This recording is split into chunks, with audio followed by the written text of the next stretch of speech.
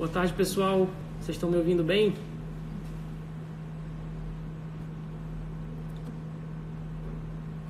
O pessoal que for entrando, eu vou pedir só que passe um feedback em relação ao som. Se está ok, se estão me escutando.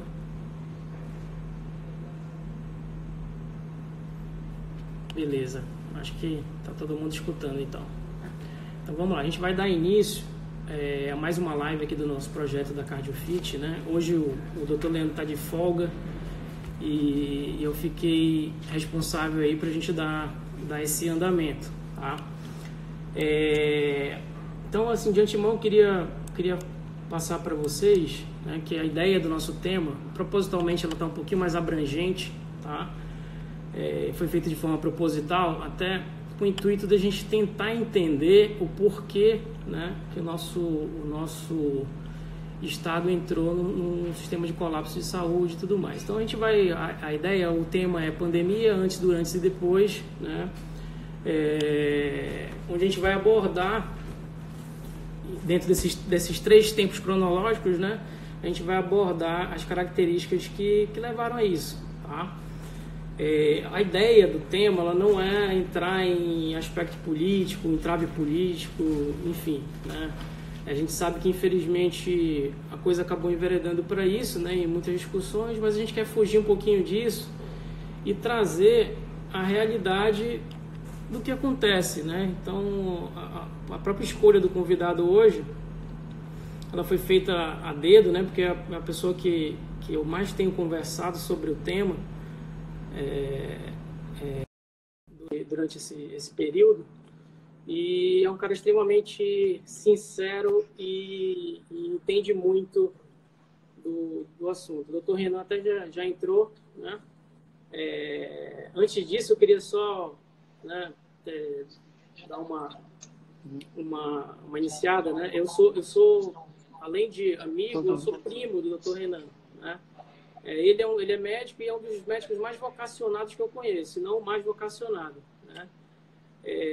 Então eu vou até pedir licença dele, eu não estou acostumado a chamá-lo de Dr. Renan, então você vai tentar uma tentativa mais informal, tá, primo?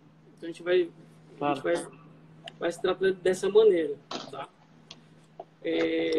Então, pessoal, nosso objetivo, nosso intuito principal aqui, tá, é debater sobre essa realidade mesmo, né, nua e crua aí dos profissionais da saúde, essa batalha que é travada para a diminuição aí do número de óbitos e garantir pelo menos o mínimo de acesso aos tratamentos disponíveis.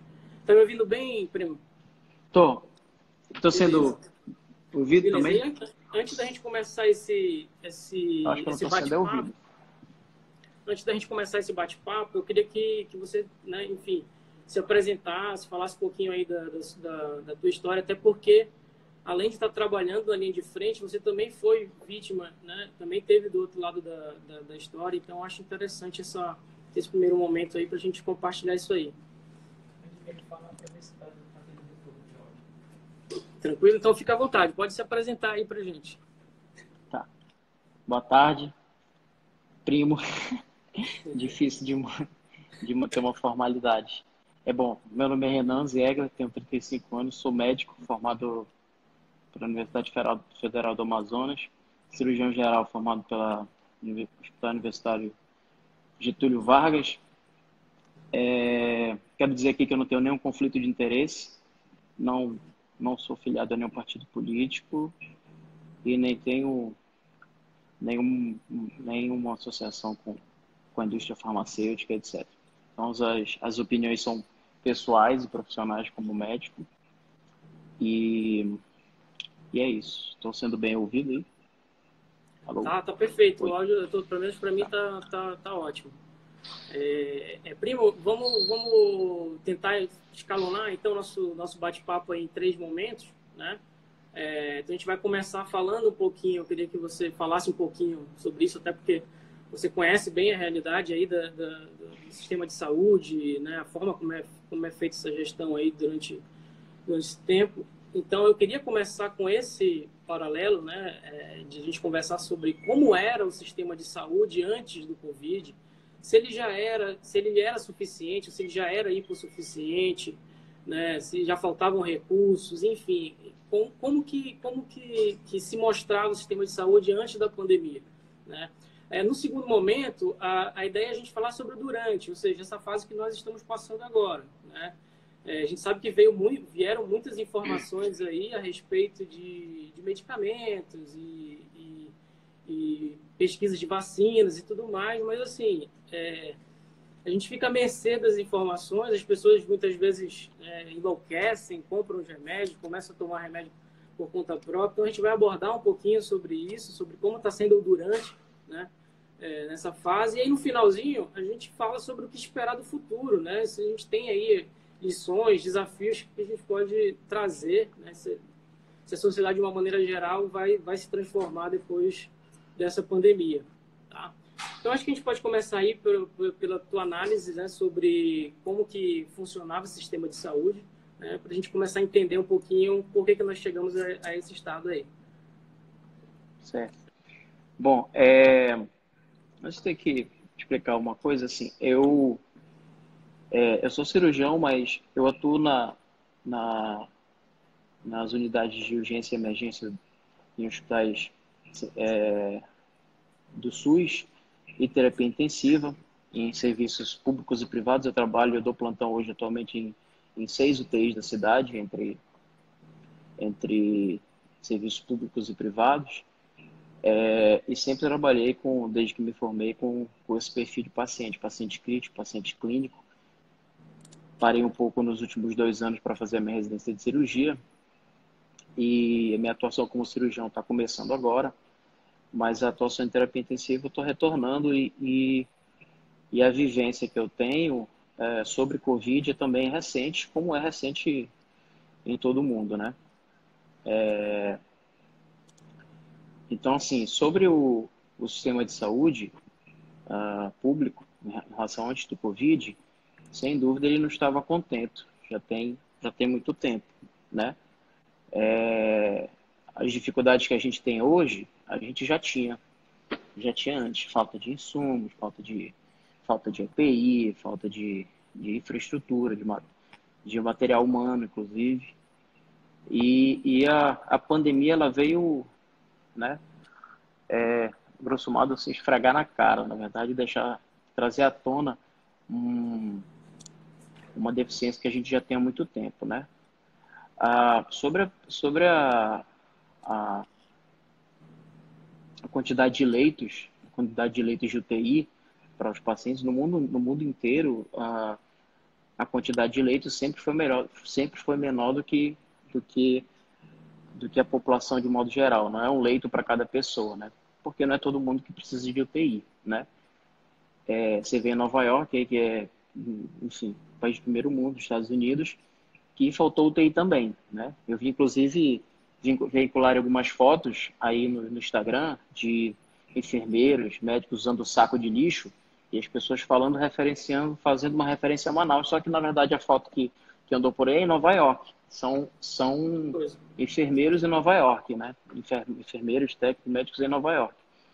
Então, a gente foi pego meio de surpresa, né? Eu digo meio de surpresa porque, na verdade, o coronavírus ele faz parte de uma família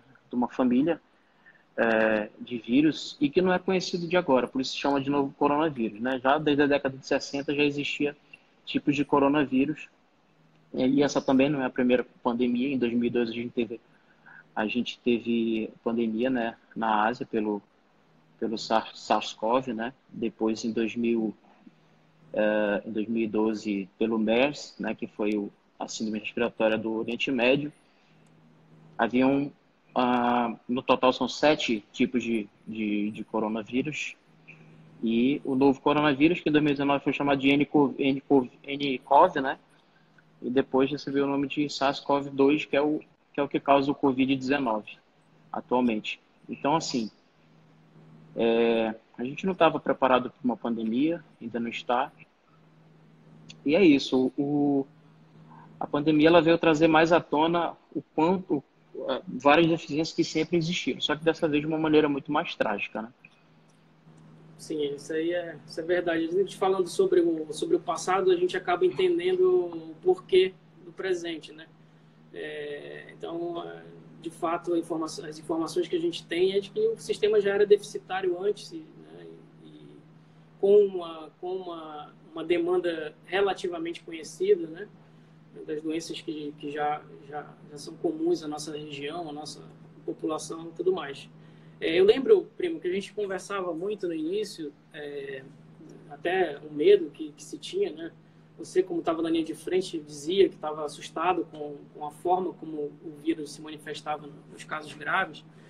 E a gente conversando, poxa, mas eu dizia, né? Na China, na Itália, você já tem um perfil, já tem um padrão de paciente que agrava. As notícias que a gente tem é que são pacientes comórbidos, são pacientes, né, idosos, que têm aí uma condição de risco um pouco mais acentuada, né? E você me alertou naquela época, me alertou para o seguinte fato, né? Disse assim, André, a nossa população, ela é uma população, na sua maioria, não sadia, né? Então, culturalmente, a gente tem essa coisa também, né? Então, nós conversamos a respeito disso, era uma angústia que se tinha, né? E aí eu queria que tu dissesse se isso, de alguma maneira, foi confirmada, né? A gente usou até o exemplo de alguns pacientes rígidos, que você falou, olha, paciente rígido não tem nada e agravou. Eu queria saber se essa preocupação do início da pandemia, se ela realmente se confirmou, se a gente tem um perfil um pouquinho mais aberto, ou se não, ou se acaba sendo mais a exceção mesmo, a regra, esse padrão de agravamento aí. Se confirmou, mas com algumas ressalvas, né? Quando que a gente teve aquela conversa, então o protótipo de paciente que eu imaginava que fosse jovem, que fosse acometido com forma grave de Covid, era um paciente jovem hipertenso descompensado e tudo. E isso acontece, né? Não raras vezes já tive paciente na UTI mais jovem, mas que evoluiu por formas graves, tendo como comorbidade principalmente hipertensão, doenças cardiovasculares, né? Obesidade. Mas, de um modo geral, a maior população tem sido os mais idosos mesmo, acima de 60, acima de 70 anos. Pede desculpa aí, o que mais você perguntou? Perdi. Não, era mais ou menos essa coisa do perfil mesmo, né? Se só fugir a regra, o paciente não comórbido agravar, né? Ou se acabou desenrolando de uma maneira diferente por conta da situação da saúde geral do brasileiro, né? Que, na verdade, assim, o Brasil, de forma geral, a gente tem aquela deficiência ali na atenção primária, né? Então, se lá na atenção primária o diabético hipertenso ele não consegue chegar a um controle da sua diabetes e hipertensão, essas doenças elas vão seguir suas histórias naturais, né? E dessa maneira isso estou falando antes do Covid, a gente já tinha um cenário em que a gente atendia pacientes chegando em fase já muito avançada de diabetes e hipertensão, já com o hipertenso já com falência da performance cardíaca, já com insuficiência cardíaca, né? E diabético já com alteração microvascular, né? Alteração vascular periférica, etc. E isso, lembrando dessa conversa que a gente teve, a preocupação era essa, né? Porque eu já tive mais de um paciente jovem, 50 anos, já chegando em fase quase terminal dessas doenças. Então, quando a gente lia ou via sobre os pacientes na Itália, por exemplo, a gente imaginava assim que era uma doença que realmente só ia afetar os mais idosos, né? Mas a gente está falando da Itália, a gente está falando de um país onde, de modo geral, o idoso parece ser mais saudável e o adulto de 50 anos parece ser mais saudável do que no Brasil, né? Então, a minha preocupação é que, na verdade, o mais jovem fosse como se o idoso também. A gente não ia ter... Eu imaginei que a gente ia ter formas graves também nos mais jovens. Aí é quando eu digo que se confirmou, mas com ressalva. Com ressalva porque não é a maioria, mas eu tive uma paciente recente de 39 anos, na verdade, que evoluiu com forma grave. E o paciente de 39, 55, que evoluiu com forma grave. E com esse perfil de diabetes, hipertensão, mas a população mais afetada ainda é o mais idoso mesmo. Ok. Então, eu acho que assim, eu coloquei aqui mais um tema, mas aí já é relacionado também a uma decisão do poder público, né? Então, a gente está fazendo agora aí, mais alguns dias, a gente completa 2 meses de isolamento social, né? A gente sabe que o isolamento foi feito com uma medida aí, rápida para tentar conter o avanço do vírus, né? A gente não sabe muito bem ainda quantificar a eficácia disso, a eficiência disso ou não, né? Mas a gente tem visto recentemente algumas pessoas falando que esse isolamento deveria ter acontecido ainda antes do carnaval, né? E aí eu te pergunto, assim, mais uma impressão mesmo uma pergunta que tem uma resposta definitiva. O poder público negligenciou de alguma maneira a chegada desse vírus no país? Enfim, as pessoas também não estavam preparadas para a gravidade do que iria acontecer. O que tu acha em relação a isso? Olha, eu vou falar uma coisa, vou ser bem sincero, assim, fazer até meia culpa, assim. Houve um momento que eu mesmo negligenciei a minha saúde. A gente não estava preparado e não entendia muito bem. A gente sabe que se tratando de vírus respiratórios, a medida que sempre foi a medida de maior impacto, de maior impacto em relação à prevenção para doenças respiratórias, foi a lavagem das mãos, né? Então, assim, de um modo geral, os vírus respiratórios, os vírus da gripe normais, habituais, o contágio acontece quando ele tem contato com mucosas respiratórias. Então, assim, então a lavagem das mãos era uma medida era a melhor medida era a medida de melhor impacto, né? Porque, enfim, você lavava as mãos, higienizava as mãos e ao levar a mão à face e tudo mais, higienizada, você conseguia ali prevenir. Ou seja, se gripava alguém na sua casa com o vírus de rinovírus, influenza, os vírus já habituais, não necessariamente gripava o quarteirão inteiro, Sim, né? Só que o Covid, ele tem realmente ele tem um poder de infecção, ele tem uma ele é um vírus de uma infecção assim, realmente muito eficaz, muito, eu diria, impressionante, né? Tem relatos lá na China que os profissionais de saúde, apesar de todo o cuidado, de todo o EPI e tudo mais, acabavam se contaminando, às vezes, na hora de tirar o EPI, né? sim. A gente tem, inclusive, criou técnicos para retirada do EPI, né? Então, assim, eu fiz uma viagem a São Paulo, praticamente na transição entre quando ia começar as quarentenas, né? Naquela, naquele mês, inclusive, a doença ela nem era considerada como comunitária, né? O Ministério da Saúde tinha colocado como conduta, se você viajasse a local de risco, deveria ficar, olha só, era 7 dias, você devia ficar de 7 dias de quarentena, né? Quando eu voltei, eu fui a São Paulo, né? Os casos naquele mês, a maior parte dos casos no Brasil era em São Paulo, na cidade maior, etc. Não tinha nenhum caso em Manaus.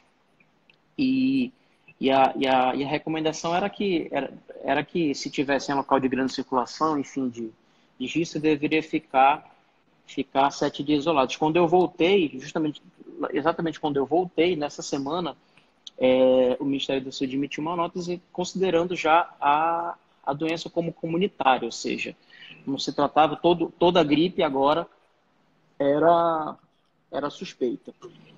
E, e assim, a gente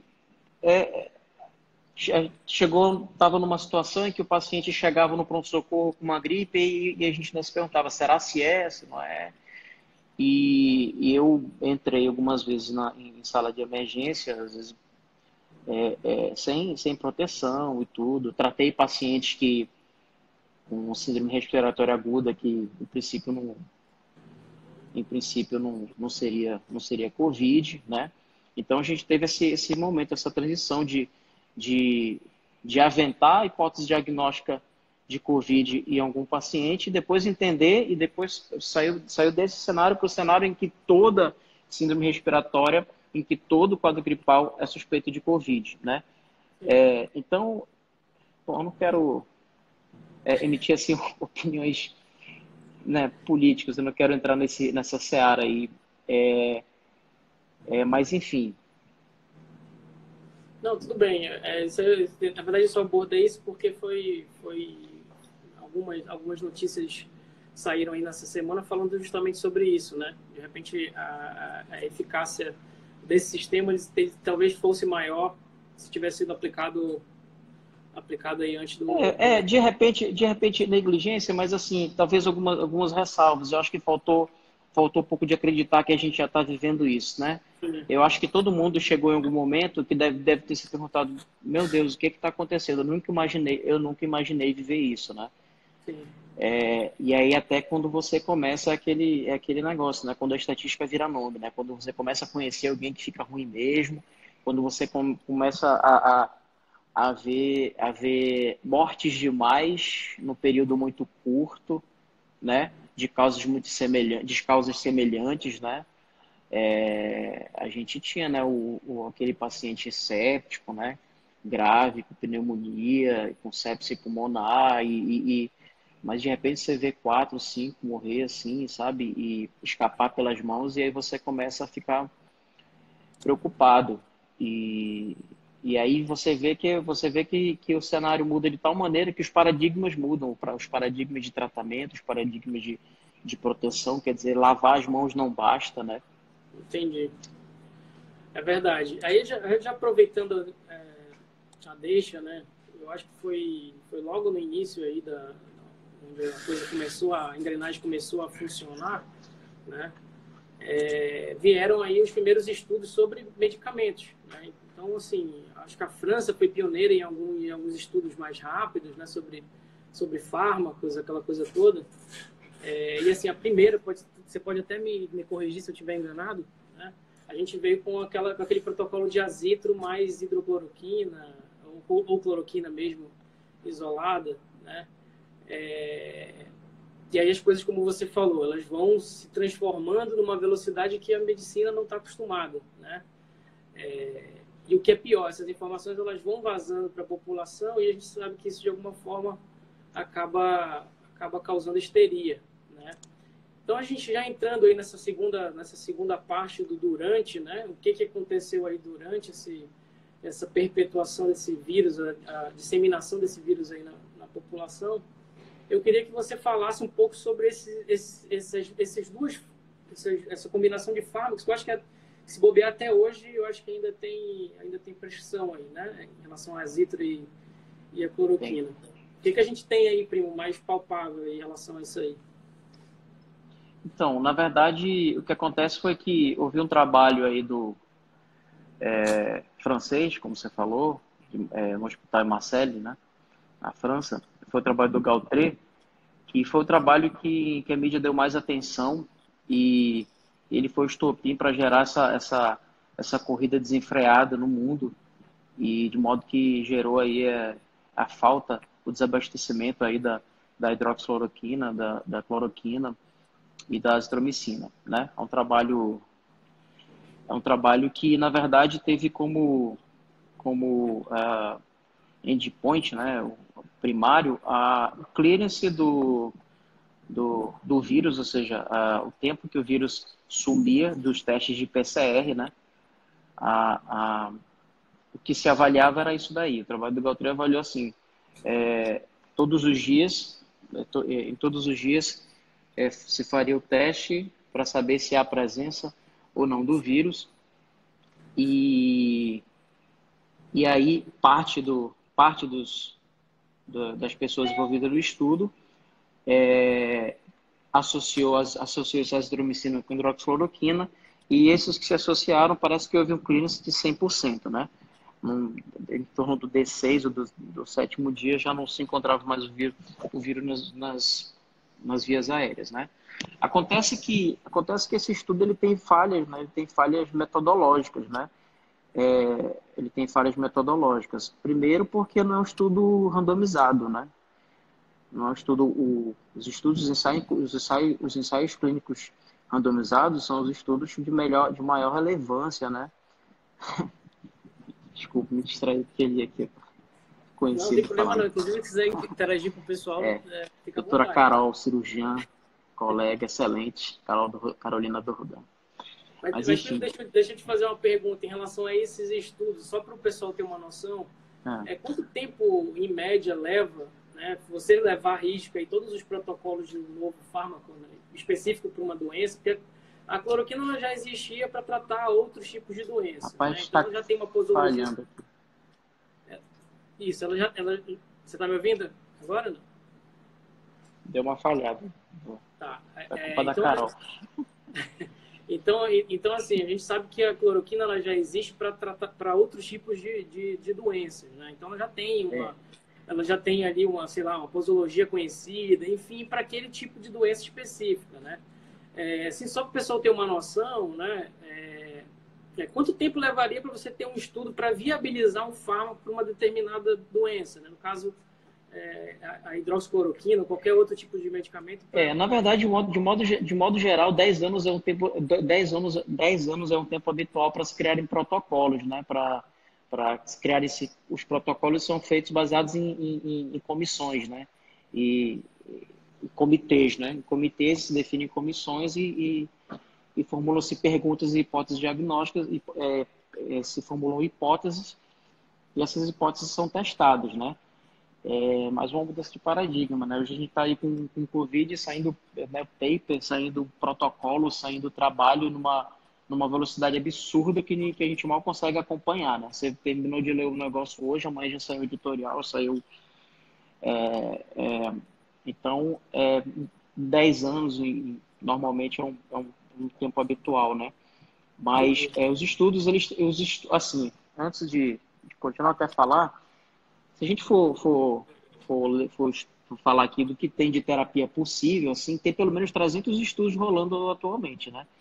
A verdade é que assim, como eu falei, o Covid, os vírus corona já existem, né? E desde lá da década de 60 e de lá para cá, houve estudos, né? Houve uso de algumas terapias in vitro e, e daí foi um ponto de partida para aventar fármacos que pudessem controlar a replicação viral. Mas, Sim, mas as meta-análises que surgiram sobre esses estudos que já haviam, nenhuma delas concluiu nada, né? Na verdade, a medicina ela tem que ser baseada em evidência, né? E assim, em se tratando do Covid, e assim, as evidências, os níveis de evidência e os graus de recomendação, eles têm hierarquia, né? Então, existem os níveis, as melhores evidências e as evidências de menor valor. E, por sim. incrível que pareça, o menor nível de evidência é consenso de especialistas, né? Porque é baseado em opiniões de especialistas, pessoais, às vezes acontecimentos, eventos assim, até que chamam de anedóticos, né? Então não tem poder de um trabalho robusto e tudo mais, com N relevante, né? E tudo que a gente tem sobre terapias de Covid são trabalhos pequenos, outros com muitas falhas metodológicas, como foi essa do Galtré, né? Sim. Que é o trabalho que foi o estopim para o uso de cloroquina e azitromicina e etc. E tem vários defeitos, né? Tem várias falhas, né? Não é o randomizado, como eu falei. Houve os pacientes que usaram a azitromicina, eles foram usados baseados em critérios que não são bem definidos, arbitrários, entende?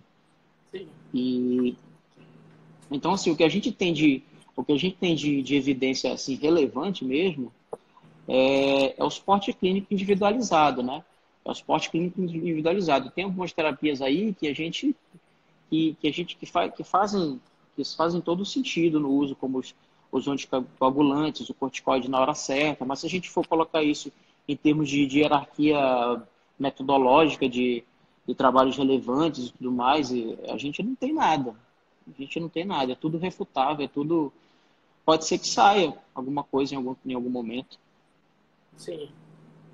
Tranquilo. Aí, em relação, a gente entrou nessa questão aí da zitro e da cloroquina, né? Então, eu tinha separado mais dois fármacos aí que acabou tornando público, né? E as pessoas fizeram uma corrida atrás desses outros dois fármacos também, que é que um é ivermectina, eu acho que foi um estudo australiano, se eu não me engano, alguma evidência vinda da Austrália, não pode ser que esteja errado, mas acho que foi isso. E a Anitta, depois que o ministro lá da tecnologia, se eu não me engano, falou que o Brasil ia entrar no ensaio aí de teste, aventou-se a possibilidade de estar se testando aí a mesma droga, né, que compõe o remédio Anitta, que é de conhecimento aí, a população já usa há muito tempo, né, para combater essas verminoses, aquela coisa toda. Tem alguma coisa que você queira ainda falar sobre isso, ou ela acaba entrando também no mesmo contexto da zitro e a cloroquina? Eu quero que as pessoas entendam de uma maneira geral é que se na prática clínica você consegue ver realmente uma mudança de fluxo, por exemplo, numa UTI por conta desses fármacos, né? Porque tem notícias saindo a toda hora aí que esvaziou uma UTI lá no Tocantins, no Maranhão, com o uso de hidroxicloroquina mais azitromicina, né? Então, Mas quando você vai ler as entrelinhas e o detalhe das coisas, você vê que tem vários vieses de seleção, né? sim, Como houve recentemente em São Paulo, né, um serviço que disse ter diminuído sobremaneira aí as mortes pelo uso de cloroquina, depois surgiu aí, descobriu-se, na verdade, eles estavam colocando no mesmo bojo todos os pacientes com todas as gripes, não havia uma individualização, não havia uma seleção dos casos, né? Para ser bem sincero, bom, inclusive essa semana, dia 7, hoje, saiu um trabalho lá do New England sobre o uso de hidroxicloroquina e a conclusão final é que, na verdade, ela não diminuiu sobremaneira a evolução para formas graves, não diminuiu a mortalidade, entendeu?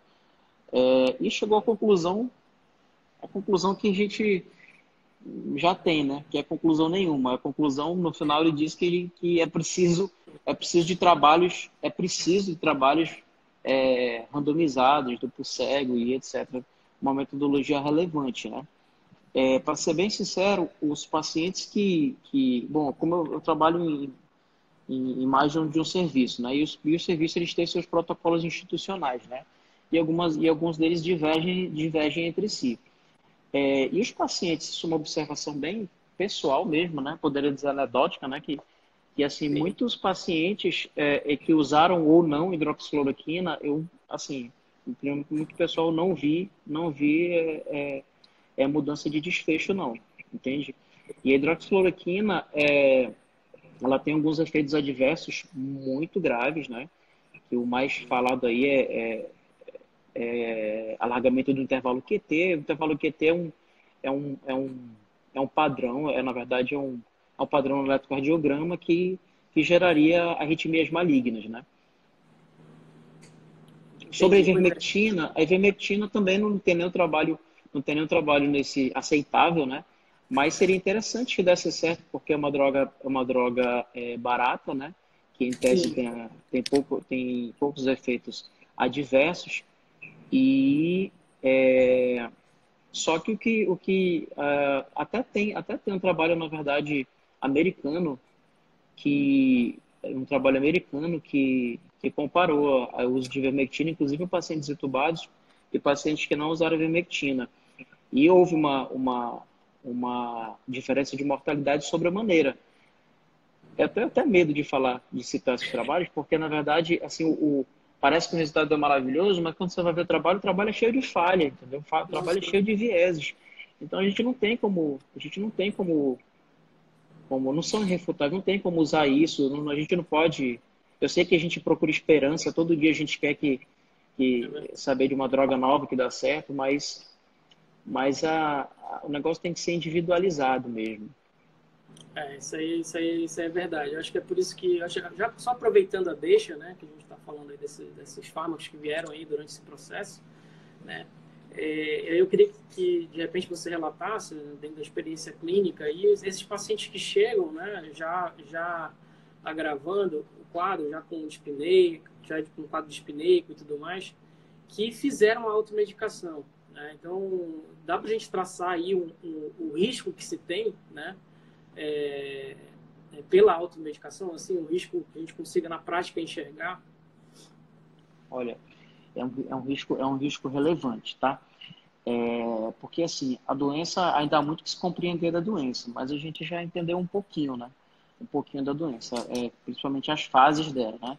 Então, a doença, ela atualmente, ela se mostra em 3 fases, em que uma fase ela é a fase de replicação viral. Depois ela tem uma fase que a gente chama de fase de 2, que é dividida em 2A e 2B, que é uma fase onde diminui a replicação viral e começa assim um, um cenário, um cenário de intensa inflamação, né? De grande inflamação, que a gente tem chamado de tempestade de citocinas, né? E a terceira fase, que é a pior fase, que é a fase do choque, enfim, é quando o paciente está bem grave de um modo geral, muito refratário a todas as medidas. Tem alguns estudos aí falando sobre o uso de corticoide, né? Porque assim, o corticoide ele é um anti-inflamatório, né? Um anti-inflamatório hormonal. E daí, e assim, essa fase da doença inflamatória, essa inflamação é que, na verdade, gera o quadro clínico muito dramático, né? Então, realmente, é interessante que houvesse uma droga que pudesse modular essa inflamação, né? E assim, o corticoide tem se mostrado, o uso de corticoide tem se mostrado aí interessante nessa fase de, de, de intensa inflamação, né? Não é que eu esteja pessimista, mas por que eu não falo, nossa, maravilha, o corticoide resolveu? Porque eu tenho pacientes que usaram corticoide, anticoagulante e tudo, é, e, e, e o desfecho não foi bom também. Como Entendi. pacientes que usaram tiveram um desfecho melhor, pacientes que não usaram tiveram um desfecho melhor, e tudo acaba no mesmo cenário. A gente precisa de de estudo relevante, a gente precisa de trabalho grande, trabalho randomizado. Isso a gente até vinha conversando sobre isso também, né?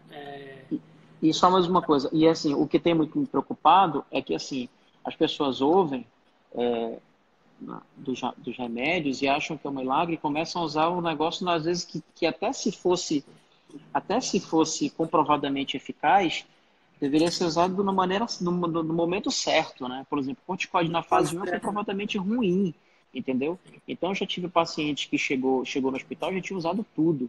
Anticoagulante, corticoide, começou o corticoide, diminuiu o corticoide, aumentou a dose, reduziu a dose, é, começou esquema de antibiótico de amplo espectro, parou, entende? E chegou lá ruim, entendeu? Chegou lá ruim. Então, eu acho que é preciso ter bom senso. Com certeza. Bom senso. Isso aí falta realmente, né? Acho que no momento de desespero até piora essa falta de bom senso aí das pessoas. Eu acho que, assim, de repente, talvez você concorde com isso, acho que essa descoberta aí das fases da doença... Você tá me ouvindo, prima? Voltou? Tá, então Oi, acho sim. que a descoberta dessas fases da doença e até essa repercussão mais imunológica dela, né? Até reduzir um pouco o gap, né, de atendimento, eu acho. A gente até conversou sobre isso, né, que em que momento procurar um serviço, um hospital, já alguns estudos falam sobre se você entra numa fase já de, de falta de ar como um sintoma, como uma percepção, né, provavelmente você já está entrando numa fase um pouco mais difícil da doença, né? Então a gente até conversou sobre isso, é meio polêmico, né? A gente saber de que forma a gestão hospitalar e a triagem pode ser um caminho para que essa abordagem clínica seja dada o mais rápido possível dentro das fases que você disse que os fármacos precisam entrar, entendeu? Tu vê alguma diferença daquela orientação inicial de não procure o hospital, só procure se tiver falta de ar, observe os sintomas. Você acha que a população entende esse tipo de informação ou está chegando mais grave do que deveria para os hospitais? Na verdade, a triagem médica, ela na verdade é uma arte, né? Não é tão simples quanto parece. Eu não posso acreditar cegamente que a triagem ela pode ser eficaz tão somente baseada em parâmetros e números, né? Deixa eu só criar um paralelo aqui, prima. Assim, a triagem que eu falo é tudo que envolveria ela. Por exemplo, você tem testes rápidos à disposição que de repente consigam captar aí a doença numa fase, né, depois do 7º, 8º dia. Se tivesse à disposição da população, estou falando de um esquema de gestão hospitalar mesmo que priorizasse essa triagem, É, entendeu? Eu não sei se eu estou falando, não sei se isso é não, possível, mas sim, para... Né? sim, é verdade. O problema é que a gente tem escassez de recursos, né? Então a gente tem que otimizar os recursos e a gente tem que tentar priorizar aqueles pacientes ou que já são graves ou aqueles pacientes que têm preditores de gravidade. Mas quais são os preditores? Uma dificuldade que a gente tem em medicina é de scores sensíveis e específicos, né? Um score perfeito que, que definiria quem é o paciente que vai complicar, que precisa ser visto com mais atenção, ele seria um score, né? A gente usa score em medicina, scores em Sim, medicina, para classificar pacientes. Então, assim, um score perfeito seria aquele que fosse simples, ou seja, aplicável por qualquer pessoa, e, e que tivesse sensibilidade e especificidade, ou seja, ele é aquele que pudesse perceber do início, bem do início, qual o paciente que vai evoluir mal, e, enfim, e que dessa maneira a gente pudesse otimizar e separar os pacientes que vão evoluir mal dos que não vão precisar de tratamento intensivo às vezes nem hospitalar. A verdade é que tem uma frase que diz assim que o bom julgamento ele vem da experiência, né?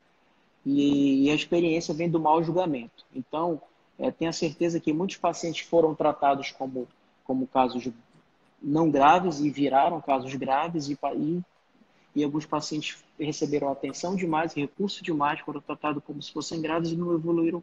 A gente está aprendendo. Hoje eu estava lendo um colega mandou trabalho que saiu do JAMA, que é sobre isso, como identificar o paciente que pode evoluir mal no COVID. Ele até propõe uma calculadora de fatos, e eu fiquei muito impressionado quando ele colocou como alteração radiográfica, nesse trabalho específico, ela tem uma razão de chance maior, por exemplo, do que a própria dispneia. Ou seja, um paciente, segundo esse trabalho, ele diz que o paciente que tem alteração radiográfica, e não é nem tomográfica, ele tem 3 vezes mais chance de evoluir para forma grave do que o paciente que está dispneico, ou seja, que está com falta de ar, né? E o COVID, de um modo geral, ele vem mudar muitos paradigmas sobre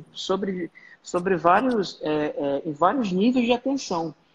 Tem uma frase que a gente sempre fala em medicina que é a clínica soberana, né? Ou seja, e eu sempre defendo isso, a clínica soberana. A gente tem que olhar o doente mais do que os exames complementares. Mas tem paciente no COVID que são os exames complementares que vão dizer para a gente se ele vai. Eu acabei de dar um exemplo, né? Desse trabalho do JAMA que mostra que a alteração radiográfica, ou seja, do exame complementar, ela aumenta a razão de chance do paciente que está com falta de ar, né? E o COVID, ele tem uma coisa que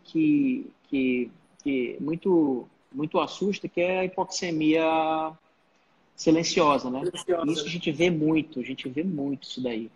É o paciente que não está com tanta falta de ar assim, porque assim, eu chegar no pronto-socorro e ver um paciente com fome de ar, implorando por ar, sem mal conseguir falar,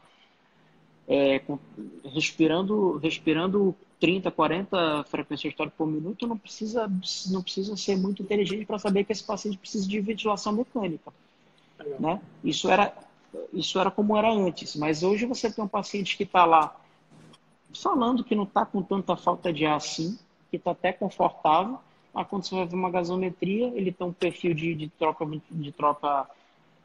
de oxigênio péssimo, uma relação ruim, um paciente que às vezes é até difícil dizer para ele que ele precisa ser entubado, né? Como se eu estou tão Sim, bem, né? legal. Primo, vamos só dar um break aí nesse bate-bola aqui, só para passar algumas perguntinhas que falam um pouquinho sobre essas coisas que a gente conversou agora, né? Então, aqui tem a Denilce, acho que é a Denilce, né? Será que o uso precoce desses medicamentos, antes do agravamento dos sintomas, com acompanhamento médico, poderia minimizar essa tempestade de citocinas potencialmente crítica? Quais medicamentos, né? Depende. É por isso que tem que individualizar. Lembrar que o corticoide, por exemplo, ele usado na fase 1, que é a fase de replicação viral, ele é ruim, ele faz mal, entendeu? Sim. Ele pode inclusive ajudar na replicação viral. Então não, né? A gente não tem droga nem para tratar o Covid, que dirá droga profilática, né? A gente não tem. A profilaxia que a gente tem com Covid é não pegar, né? A profilaxia é se proteger, né? Agora, sim, você evitar, como eu falei, o que tem de evidência relevante mesmo é o cuidado individualizado mesmo e suporte intensivo do paciente que precisa de suporte total. Legal. Essa fera aqui, que a gente conhece bem, Bosco Jaquimon, mandou uma perguntinha. É o pai ou o aqui. filho? Não, é o filho. É o pai no... É o filho. Acho que o pai não interage nessas plataformas ainda não. É das cartas. Isso. Ele colocou aqui, o ministro da Saúde, né, o ministro Tec, disse que é importante tratar o Covid no início, né? Aí ele pede a nossa opinião, mas aí eu já passo para ti, né? Até porque, assim, aí entra no campo político, onde as palavras, elas não têm bem o significado que a gente acha que tem, né? Então, o que seria, né, no teu ver, assim, que está na linha de frente, aquela coisa toda, o que seria isso, né? O que seria iniciar, né, o tratamento mais cedo, enfim, de uma maneira mais precoce? Na minha opinião, não tem tratar mais cedo. Tem dar atenção mais cedo, né? Ou seja, ficar vigilante mais cedo, né? Ou seja, se eu tenho um idoso em casa que está ali começando com tosse, febre, assim, sintomas, eu tenho que ficar mais atento a ele e tem que estar vigilante para dar o cuidado certo na hora certa. Por exemplo, a azitromicina, inclusive, quando ela foi usada lá no trabalho desse que eu falei, do Galtré, o racional do uso dela seria para tratar uma possível superinfecção bacteriana. Ora, a superinfecção ela tem acontecido, na verdade, na fase da inflamação, as infecções oportunistas. Isso a gente vê na UTI.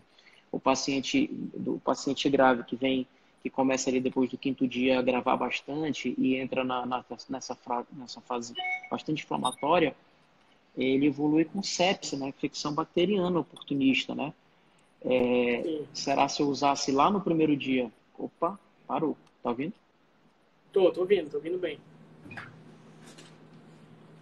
Tô ouvindo, tá me ouvindo ou não? Oi? Oi, agora voltou. Agora voltou. Mas tá parado aqui.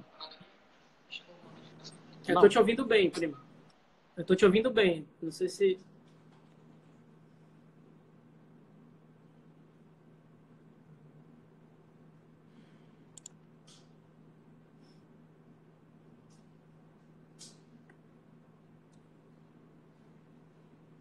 Será que travou geral?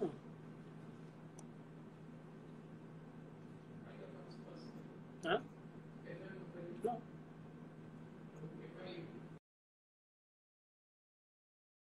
Aí ele volta. Mas ele tá